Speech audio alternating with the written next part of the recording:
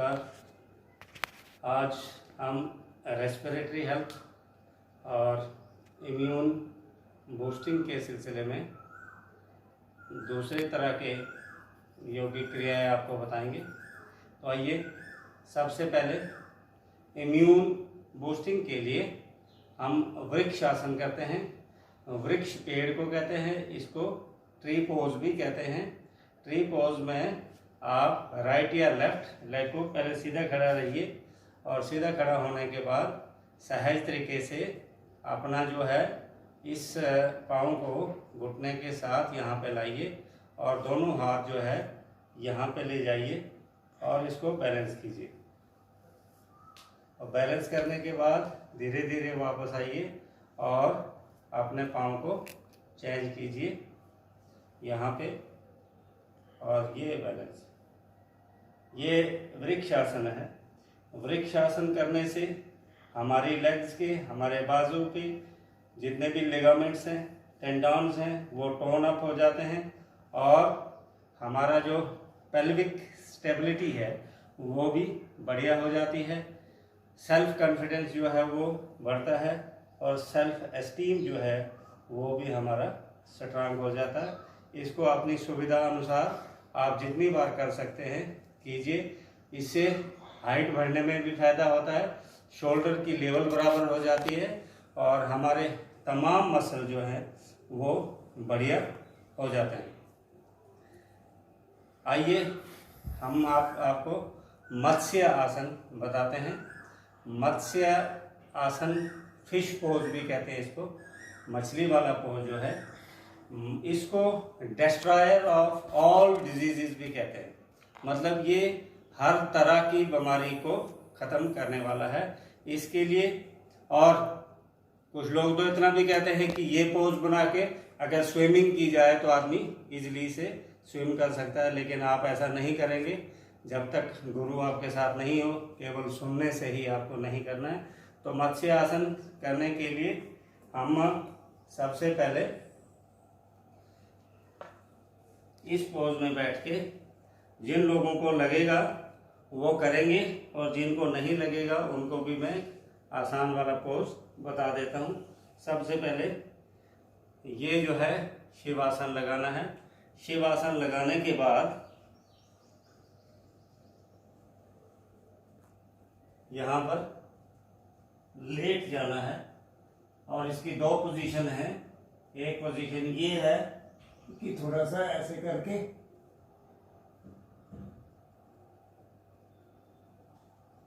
और दूसरा है कि यहां से ही मैक्सिमम पेल्विक एरिया को ऊपर खींचना है। और ये आसन करने से हमारी चेस्ट, हमारे शोल्डर, हमारी लेग्स, ये तमाम जो है टोन अप हो जाते हैं। धीरे उठना है। उठने के बाद फिर इस पोज को नीचे कर देना है, लेकिन ये सभी लोग ऐसा नहीं कर पाएंगे। इसका आसान तरीका है। आसान तरीके में मेरे साथ मेरे बेटे सुमन है, तो ये भी आपको बताएंगे कि किस तरह से, क्योंकि बच्चे की बॉडी फ्लेक्सिबल है, तो ये भी आपको करके बताएंगे कि मत्स्य आसन किस तरह से। दूसरा पोज, सिंपल पोज जो है, हाथ साइड पे रख के धीरे धीरे आप देखिए, बिल्कुल इस तरह से होना चाहिए। बहुत बढ़िया कर रहे हैं ये। यहाँ से चेस्ट, बेली, लेग्स और ये बटक्स के नीचे जो आपके हाथ होने चाहिए, दोनों आगे टोज मिली हुई और आगे को खींची हुई। धीरे धीरे वापस आ जाए एक बार। और ये ज़्यादा आसान है और मुंह बंद रहेगा, सांसों को रोकना है और फिर धीरे धीरे एक्सेल और इनहेल करते जाना। सांसों को अंदर लेना है, बाहर लेना, अंदर लेना है, बाहर लेना है। फिर आराम से और साइड से उठना है, साइड से साइड पोज मार के उठ के बैठ जाना है। तो मत्स्य आसन, जैसे मैंने बताया आपको कि ये तमाम तरह की बीमारियों को ख़त्म करता है। चेहरे की ब्यूटी बनाता है। हमारे रिब्स के बीच में इंटरकॉस्टल जो मसल हैं वो स्ट्रांग हो जाते हैं। हमारे रेस्पिरेटरी डिजीजेस ख़त्म हो जाती हैं, फैटिगनेस ख़त्म हो जाती है, एंजाइटी ख़त्म हो जाती है। कोई भी आसन आप करेंगे तो उसका बेनिफिट होता ही होता है। हाँ, अगर कहीं छोटा मोटा नुकसान होता है तो हमारे करने का तरीका गलत हो सकता है। खाली पेट करना है, नेक और हेड और स्पाइन सीधी रहेगी, ये आपने ध्यान रखना है। और बहुत अच्छा होगा कि अगर आप अनुलोम विलोम भी कर रहे हैं तो इस आसन में करें। अब ये मैं करता हूँ, ये सिंपल में रहेंगे, तो ये वज्रासन में रहेंगे। वज्रासन में दोनों पाँव पीछे को और पाँव पर बैठ जाना। मैं शिवासन या सुखासन में हूँ, तो अभी हम अनुलोम विलोम करेंगे।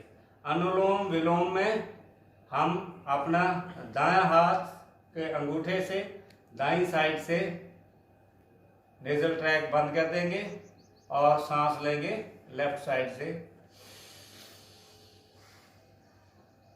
सांसों को अंदर लेना, रोकना और उसी साइड से छोड़ना। इसमें मिस्टेक ये है, ऐसे नहीं करना है, बॉडी की मूवमेंट नहीं देनी है। 3 बार करेंगे। सांसों को अंदर लेना, पूरक, फिर रोकना, फिर छोड़ना, पूरा छोड़ के और फिर रुकना।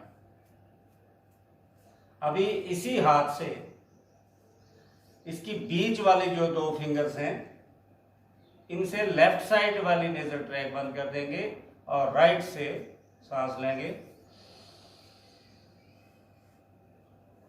रोकना, छोड़ना, पूरा छोड़ के और फिर रुकना, फिर लेंगे, रोकना। ये आपने किया, आप करते रहेंगे। ये आपने स्कूलों में किया भी है, बहुत आसान है। अगर इस आसन में आप कर सकते हैं तो बहुत अच्छी बात, वरना सीधा बैठ के भी कर सकते हैं। ये आसन, ये प्राणायाम जिसको अनुलोम विलोम कहते हैं, ये करने से दमे की बीमारी ठीक हो जाती है, एस्थमा जिसको बोलते हैं। किसी तरह की भी एलर्जी है वो ठीक हो जाती है। नर्वस सिस्टम हमारा, ये जो ब्रेन, नर्व्स, न्यूरॉन सेल्स, ये सब के सब एक्टिव हो जाते हैं। बहुत से लोगों को, खासकर बच्चों को पढ़ने लिखने से या आई साइट वीक होने से सिर में दर्द होती है, माइग्रेन होती है, उसमें रिकवरी हो जाएगी। हमारे बॉडी में बहुत से जहर बनते रहते हैं, टॉक्सिन्स बनते रहते हैं, उनको रिमूव करती है और हमारे बॉडी का स्टेमिना भी बढ़ता है। खास तौर पे हमारे लंग्स का स्टेमिना बहुत बढ़ जाता है और स्ट्रेस और एंजाइटी से भी हम मुक्त हो जाते हैं। आइए एक और हम करते हैं भुजंगासन। भुजंगासन करने के लिए हम सबसे पहले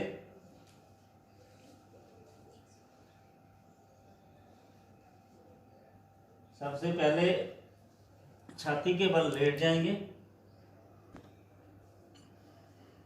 छाती के बल लेटने के बाद अपने दोनों हाथ अपने शोल्डर्स के साथ में लाने हैं और आगे से अपने पोर्शन को ऊपर उठाना है, जितना मैक्सिमम हेड पीछे जा सकता है।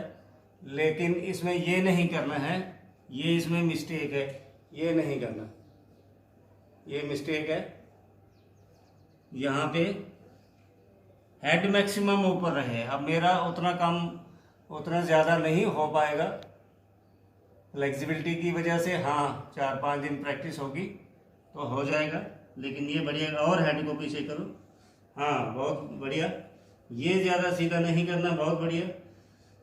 ये देखिए, ये भुजंगासन है और भुजंगासन करने से हमारे चेस्ट, एब्डामन के मसल सब बढ़िया हो जाते हैं, लोअर पोर्शन के मसल सब बढ़िया हो जाते हैं। धीरे धीरे करना है, हमारे बॉडी की फ्लेक्सिबिलिटी बढ़ती है और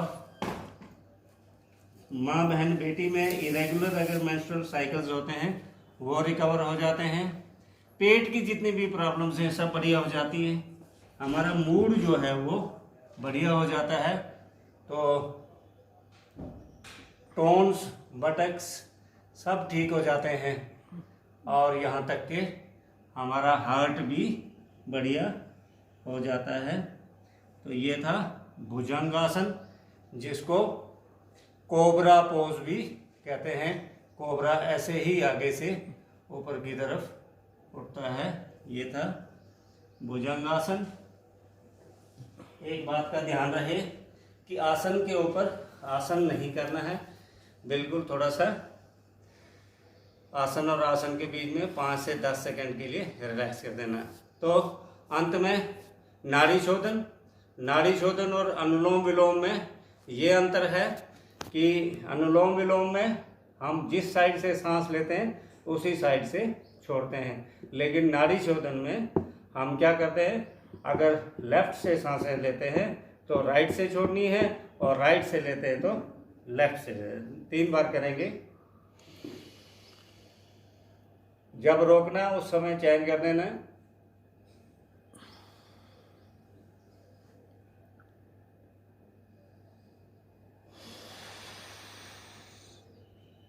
डीप ब्रीथ करना है और जितना मैक्सिमम कंट्रोल कर सकते हैं तो रोकना है।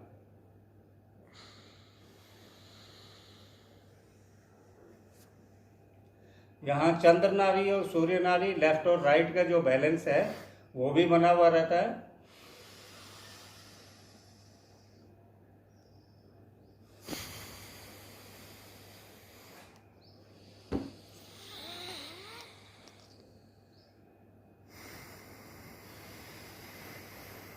तो ये था, आप करते रहेंगे।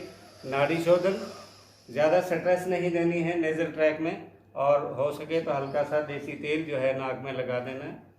नाड़ी शोधन से ये जो हमारे किसी तरह की भी स्ट्रेस है वो ख़त्म हो जाती है। कार्डियोवैस्कुलर इम्प्रूवमेंट होता है हमारा, कार्डियोवैस्कुलर इम्प्रूवमेंट होता है। हमारे लंग्स की फंक्शन बहुत बढ़िया हो जाती है। टीबी के पेशेंट हों, दमे के पेशेंट हों, वो सब के सब ठीक हो जाते हैं। कहीं आर्टरीज और वैन में